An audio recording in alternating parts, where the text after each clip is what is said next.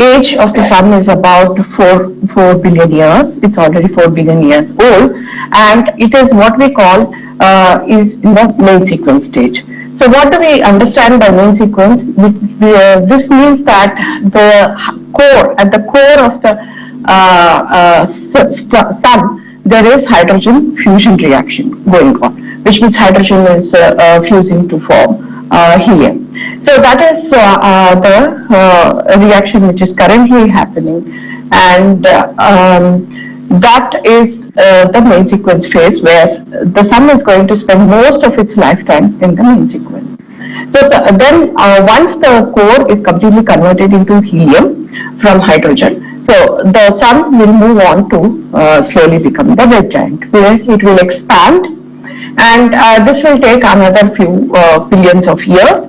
And once the sun attains the red giant phase, I think that is when it will also engulf Earth and other planets in the solar system. After this stage, in a few billion years, we will end up, or the sun will end up as a white dwarf. It will shrink in size, and the fusion reactions of the core will kindly cease. So that's the phase. When compared to human life, which is only few 80 to 100 years old on an average, the sun will live on for about 8 to 10 billion years.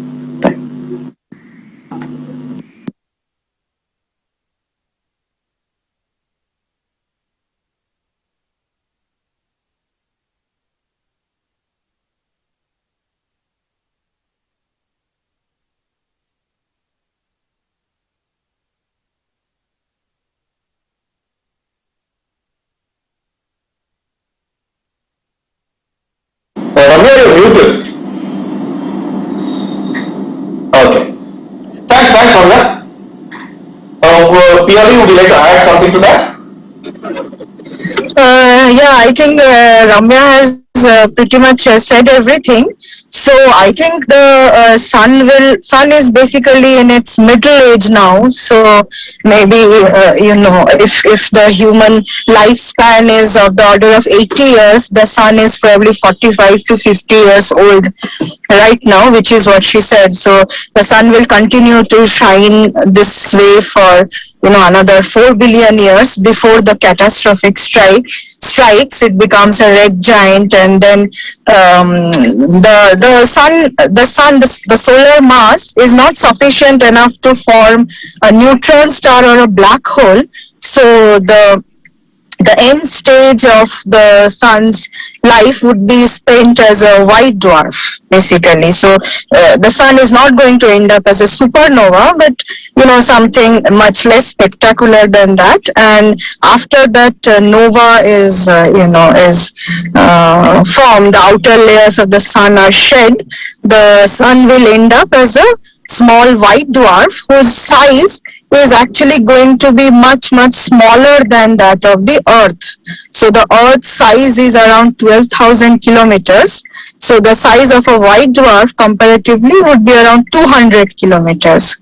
So that is how the sun is going to end its life. But before it does, as Ramya pointed out, the sun is going to bulge up so much that it is going to, the size of the sun is going to be similar to the orbit of the Mars. And afterwards it will shed its outer layers and end up as a very small white dwarf. So that is what I wanted to add. Thank you. Thank you, Manoj. Thanks, Priya. Yeah. There's a question. Does eclipse have any effect on satellite communication? It's a good question. Not really, because the shadow of the moon is forming on the Earth, right? If the shadow of the moon was forming on the satellite, then of course the solar panels would not be able to generate energy for that time. That would be the only effect. But there's another very interesting effect on the Earth because solar eclipses in our modern times when we focusing on green energy, right? So many countries, a large fraction of their energy comes from solar panels.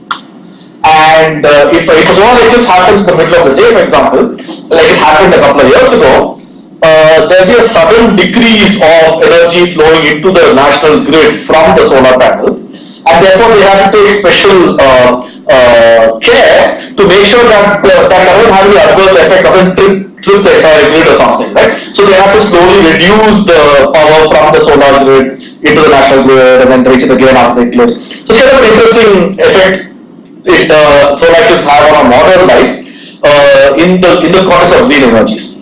There's a question about why can't Mercury or Venus have an eclipse on Earth? As we answered earlier, but let's handle that again. Aratrika, would you like to handle that? Yeah, of course. So, the thing is that both Venus and Mercury both are pretty small planets and both are quite far away from us as compared to the Moon and Earth's relative size and distance. So, what the thing is, they do form shadow on Earth, but they are almost negligible. They cannot really be observed by us. So, those are mostly called transits, not eclipses in that sense. Yeah, I will. Yeah, thanks, Aratrika. Yeah. So we do have Mercury and Venus transits. There won't be any of them soon. We had a couple of Venus transits last decade and also a couple of Mercury transits. Nowadays we observe transits because they look beautiful. The eclipse looks beautiful, so does the transit, of course. But the transits have a historical importance. It was by measuring the time of the Venus transit from different parts of the Earth that we first knew how to calculate the actual distance between objects in the solar system. So till then we only knew the relative distances. We knew that, for example, if the distance between Earth and the Sun was 1, then Earth and Venus is so and so, Jupiter and Sun is so and so on. Everything was relative to a given distance.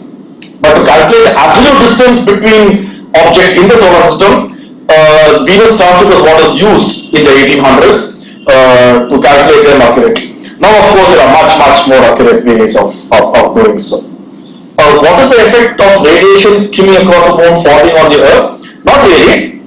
The radiation skimming across the moon falling on Earth is almost negligible. It would be because of gravitational lensing, and that's extremely small because the moon's mass is very small.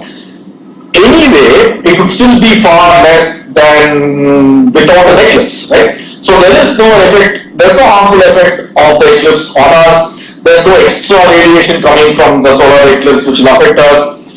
You can eat, you can drink, you can go out, you can do whatever you want to, and so on. It's an interesting question about the impact of the eclipse on the waves in the ocean. That's an interesting question. Of course, we know that waves are, I suppose you mean tides. I don't assume you mean tides, right? Tides in the ocean are caused by the moon's gravity as well as sun's gravity, and we know that the moon plays a much more significant role in affecting the tides in our oceans compared to the sun.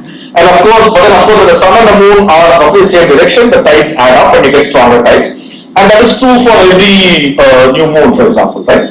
During a full moon, we get less tides because they're in opposite directions. So the tides during a new moon and during an actual solar eclipse aren't that different because the moon is almost the same direction as the sun within 2 degrees or so. So there will not be much noticeable effect on tides because of the eclipse over and above what happens during a new moon anyway. So as you can see, the eclipse is ongoing in Bangalore, and that is because we're far south, and the shadow of the moon is moving southwards from Russia down to South India, and therefore as time went by, we started with the eclipse in Russia, then Kazakhstan, Central Asia, Ladakh, Central India, and now and some is set in Ladakh now, and now we're seeing the eclipse from Bangalore. In fact, we're seeing it from the terrace. There are Prasanna and other colleagues of us are upstairs sending us the live stream of the eclipse, which is being laid by Swastik, who's here. I request Swastik to come here and say hello because he's been doing a lot of work, and I think we should see him and say hello. Swastik is a student here. He's doing his PhD in IIA, and that's it. And he and Amit have been behind the computer since 4 o'clock, and it's because of them we've been getting live stream from across the world. So thanks. Yeah, hi everyone, and here I'm meeting. I'm still alive. Yes. So as you can the sun sets in Bangalore at 5:55, but it will set probably a few minutes before that here because there are some trees and buildings in the horizon. It's 5:40 now, so we will continue this till sunset in Bangalore, and then we'll stop this transmission. We still have quite a few of people with us now. Thanks for staying so long. I will and Ranveer Singh says hello, Swastika. I don't know if you know him. Okay. Yeah, I from my end. Yeah. So somebody's asked whether shadow of the moon falling on the surface of the sun is called a solar eclipse. No. The light falling on the moon is because of the sun, and therefore the shadow of the moon will always be behind the moon as seen from the sun, and therefore it cannot fall on the sun. It's like saying shadow of me because the sun can fall on the sun, it will only fall below me, right? So that's how it is. Yeah. So there are some questions about how come ancient Indians were able to predict eclipses without telescopes and so on. That's a very good question. So astronomers from across the world in many cultures were able to predict eclipse very accurately much before telescopes were invented. And these were because they had good models for the motion of celestial objects around in the sky. So Indian astronomers starting from Aryabhata up to the Kerala School of Mathematics, and even later, if you look at Patani Samanta Chandrasekhara in Odisha, had perfected or had continuously updated the methods of calculating the paths of the moon and the sun in the sky, and therefore the eclipses for many centuries. Similarly, it was also done, for example, in Europe, in China, in Mesopotamia, long back, in Egypt, and so on and so forth, in Greeks and all that. So the model they used was that they would model the objects going around the earth in a circle. But that was not quite accurate because the earth is the one which is going around the sun, therefore they had to modify these circles with what we call epicycles. And then they would look at the predictions of where the planets or the sun or moon should be, let's say next month, with what actually happened, and they would then notice there were errors. They would then modify the epicyclic models and so on. So they kept modifying these models across many centuries, across various cultures, including India, so that it agreed better and better with the observations. But of course, once we realized globally that it was the sun at the center of the solar system and not the earth, then we threw away the epicyclic model and came to the heliocentric model, where of course the calculations became much easier. And now, because we use general equations from Newton's time, we can add in the effect of very small perturbations. For example, the effect of Jupiter on Earth's orbit, or effect of Saturn on Earth's orbit, so on. And therefore, we can refine our predictions even more and predict eclipses much more accurately than we could before. But there's one very interesting application of ancient Indian eclipse observations, which is pioneered in Bangalore actually by Dr. V.S. Shailaja, who used to be the director of the Jawaharlal Nehru Planetarium in Bangalore, and her student Geeta Kaigala. They looked at stone inscriptions across Karnataka and Andhra dating 2000 years ago, for the last 1000 years, in old Kannada. And some of them would be recording gifts by the kings and so on during an eclipse, right? And they would then mention, okay, this village, the eclipse was seen at this time, and this is when the king gave so much money to the temple and so on. And this kind of thing is found in other parts of the world as well. So what people do, including Dr. Shailaja and a student in Bangalore, is that we know when the eclipse should have occurred and where it should occur, let's say 800 years ago. You compare that with the records, and then you can check if there's any error. And any error can then be possibly attributed to perturbations in the moon's orbit itself. These are called delta T studies. That is very important, right? So if you have eclipse records in stones or parchment or whatever dating back 1000 years, 1500 years, you can use that to have constraints on how much the moon's orbit has changed by very little bit. And this is something which is being done in India as well, increasingly, along with other records in other parts of the world. Will there be impact of climate change on the eclipse? No, not really. If, except that, our atmosphere might get very hazy and murky and we will not be see anything, but that's no effect of climate change. I'm just holding the phone till people come back from upstairs after they see the eclipse. So I'll just keep answering questions till sunset. Are there any electric and magnetic field effects of the eclipse on Earth? No, there's not really. Not on the Earth's surface. Impact of eclipse on astrophysics in India? There's plenty. So eclipses are, as we're seeing, beautiful events, right? Like absolutely marvelous events, and it's something which excites everybody, right? So a lot of people I know got interested in science or astronomy because they saw an eclipse safely at some point, right? But astrophysics development in India itself was influenced very, very deeply by eclipses. The total solar eclipse on 18th August 1868 passed through Andhra Pradesh. Okay, and in Machilipatnam, and then this just when spectroscopy had been invented, right? So Paul Johnson had set up a camp in Guntur in Andhra, and Norman Foxell, who was the director of the Madras Observatory, had set up a camp in Machilipatnam in Andhra to see the eclipse, and in particular look at the spectrum of the corona and the chromosphere at totality. And he ended up discovering the element helium during this eclipse in India. So that's a very important, Indian connection to solar eclipses, right? Do eclipses help the planet in any way or useful? No, they're not useful, but they're beautiful. And I think a lot of things can be beautiful and not really useful, and that's part of why things are beautiful, right?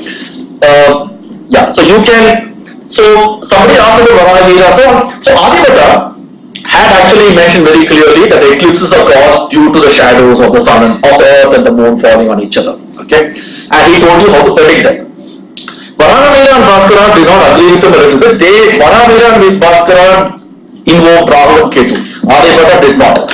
Much later, Lalacharya, who is another famous Indian astronomer, said the same thing. He said, look, eclipses are not caused because of demons and so on. That is a story, but eclipses are caused only because of shadows of the earth and moon falling on each other.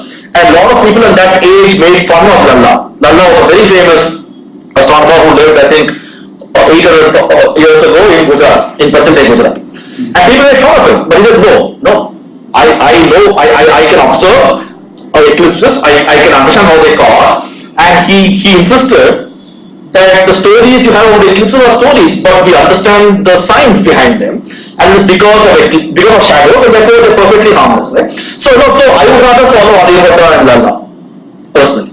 So Ravindra Patel is back here. Do you want to tell us how the eclipse was upstairs? I can turn the video on. Okay. And tell us what is on.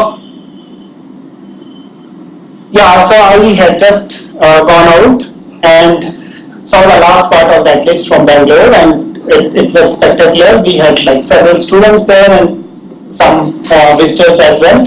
So I would also urge people who are living in the southern state, and if they have a clear sky, they could probably step out and have the last glimpses of this eclipse, because the next one is going to happen maybe 2 years down the line. So this would be the last and the right opportunity to take the final glimpses of this year's eclipse that is visible from India. Right now only from southern state. I'm sure most of the northern state the sun has probably already set. Yeah, and it's setting in Bangalore as well. I think it's set in Bangalore. The sun looked weird because part of it is covered by the buildings and the moon. Yes. There you can see the sun being swallowed up by some apartment complex, while it's also being swallowed up by the moon from the other side. Yeah. Can you imagine that? So we'll wait till the sun sets in Bangalore, and then we'll stop this live feed. This is the last view of the eclipse sun from Bangalore currently.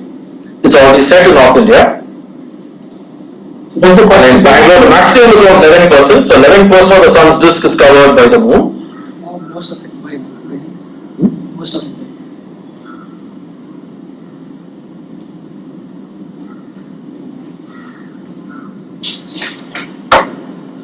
There we see the last remnants of the sun. And I also want to introduce you to Amit, who's been behind the computer along with Swastik, bringing us a live stream from 3 different places in India and 2 abroad. So that's Amit, say hello. Hey guys, nice to be here and be a part of all this. So now we see that the sun is set. Yeah. If you have the apartment complex there, you will still see the sun eclipse, but then they're hiding it from us. So last words, Badar.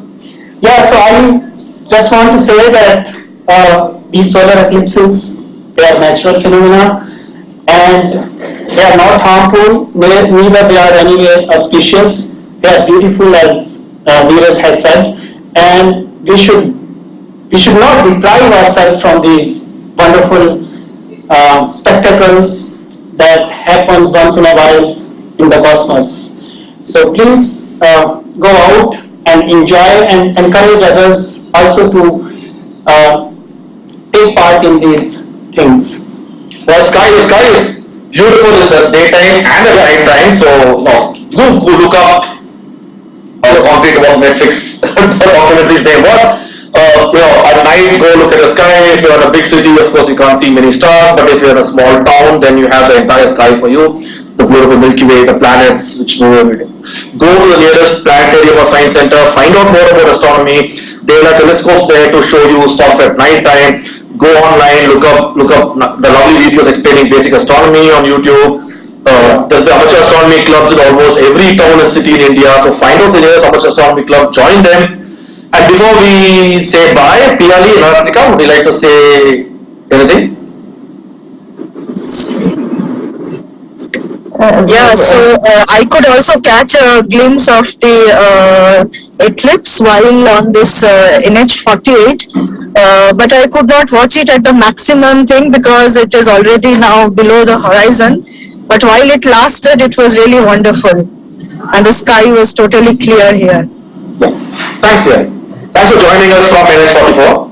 Aratrika, any last words? Yeah, I would like to see the results of the electricity method that we quoted. So yeah, figure it out. Thank you. Thanks, everybody. So I would also like to thank a whole bunch of IA staff who have been with us preparing for this live stream for many weeks now. From Leh, Hande, Ladakh to Kodaikanal to Bangalore to everywhere. And as well as all the students who've been preparing these wonderful videos about eclipses in 12 different Indian languages, who created posters and helped us have this wonderful awareness campaign, which we brought all of you here for the last 2.5 hours. So thanks again everybody for staying with us on YouTube, and we'll meet you at the next Celestial event. So meanwhile, look up at the skies, look at the stars, and have fun with the sky. Goodbye.